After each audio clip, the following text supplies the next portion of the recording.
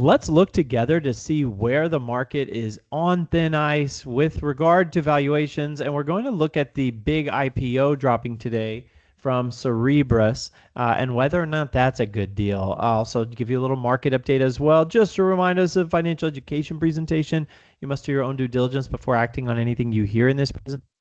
More disclaimer information can be found on AnkerstarWealth.com, and the opinions expressed are mine alone. We've got the S&P 500 up, 0.75% today. The Dow leading the way. The Dow does have Cisco popping on again. You've got that data center related CapEx pop for Cisco today. And then the NASDAQ up, you call it 0.8%. Good news on the bond front. The 10-year is, pulling back. So we don't have that crazy thing where all assets are going up at the same time. That's not a sustainable thing. So bonds pulling back a little bit, oil pulling back a little bit, metals pulling back a little bit, and you got actually a really nice rally going on in the crypto market today. So investors feeling confident, they're embracing some risk today.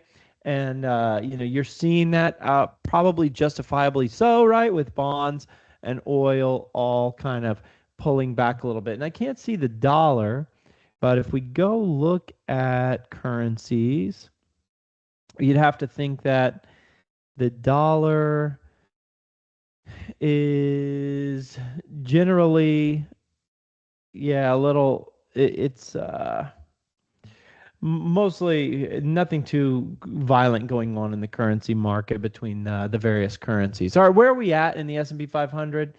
Look, we're pretty extended here above a 200-day moving average, actually a 200-week moving average, which gets you 4 years of data for every point on that line.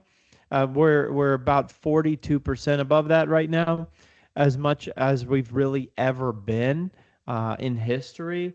So, you're kind of on thin ice there from a technical perspective. Obviously, this rally's been pretty violent, and, if you blinked, you might have even missed the whole thing. If we do rewind time a bit, though, we have precedent for a short kind of pullback. I call it a 10% pullback with a violent rally off of it. So in this instance, back in 2023, we had a 10 or so percent pullback, and then we ripped from 400 on SPY up to 500 in what kind of time? Well, that was months, though. That was 6 months, but it was a straight line. So this one, only about 6 weeks, so a little faster, but also a straight line. And if you look at the volume profile of this move, you're probably going to have some sellers step in. Now, you don't want to be the first one out the door, but where are valuations really kind of on thin ice?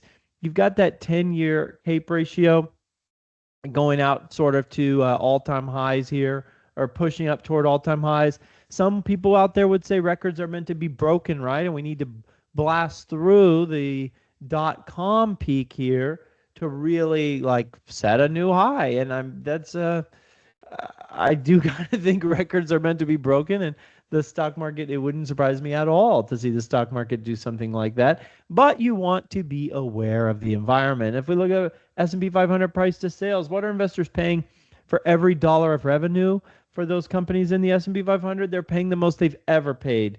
$3.67 for every dollar of revenue, which is it's a sign that, hey, margins are really high, which they are.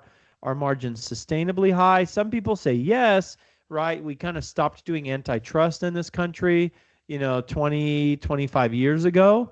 And so that's why we do have the biggest companies in the world are still some of the ones growing the fastest, because they don't really get split up or come, nobody comes after them anymore. From the standpoint of their market position, right, and how dominant they are. We did even see last year what happened to Google stock after they won their big antitrust case, and the rest was history there. I think Google was under 200 when they actually won that, and it's over 400 now. Also on thin ice here, you look at margin debt. Investors are really out in front of their skis here. Margin debt peaked in October. You can't see the date, but margin debt peaked in October of 2021. Notably, the market didn't peak until January of 2022.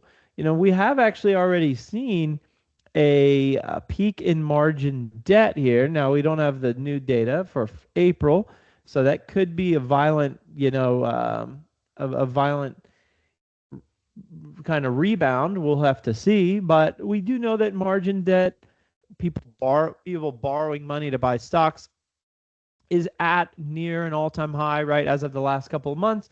And that's a sign of, hey, people are feeling very, very exuberant, very bullish, or maybe too bullish, right? So the market could be on thin ice a little bit there. All right, the Cerebras prices IPO above expected range as Wall Street impresses for AI tsunami. Look, here's the thing on something like this. You've got a company that does $500 million a year in revenue. They have three customers. I think one of their customers is a part owner of the company, and they're trying to go public, at like $55 billion valuation. Is this a good deal for investors? Probably not, but you don't know. You don't know until you see it, and it might be a good opportunity for traders. So nowadays there is a lot of, people converting from investors over to traders because of the environment we're in.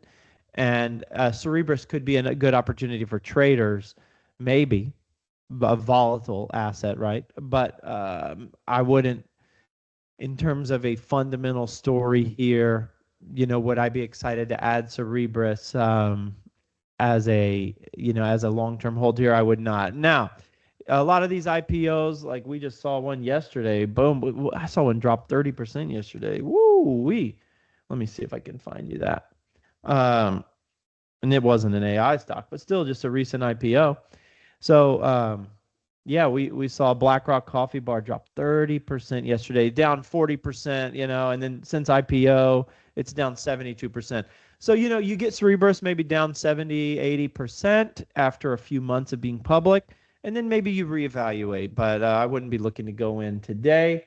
That's just kind of my opinion. It's not financial advice for anyone out there. Hey, so that's the market we're in. I mean, this rally is really moving here, and we'll see how far it can go. In terms of next steps for the rally, we have Nvidia earnings coming on May 20th. I wouldn't expect that the market's really going to soften much before Nvidia earnings. I don't know who would expect Nvidia's earnings to disappoint, especially before. Now, did the earnings disappoint? Maybe, but I'm just saying leading up to it, I don't think investors are going to be too concerned until that date. That'll be the date where people maybe pause, take a step back, and say, do we still feel comfortable with all this exposure here? But until then, it's hard to say, oh, it's just going to keep roaring every day. I don't know about that. I just don't know that there's anything in between, other than maybe a geopolitical thing, but I don't know that there's anything in the market between now and May 20th that will really cause a risk off moment. So, but we will see. Hey, I do hope everyone has a wonderful day. Please send us questions. And of course, I look forward to talking to you soon.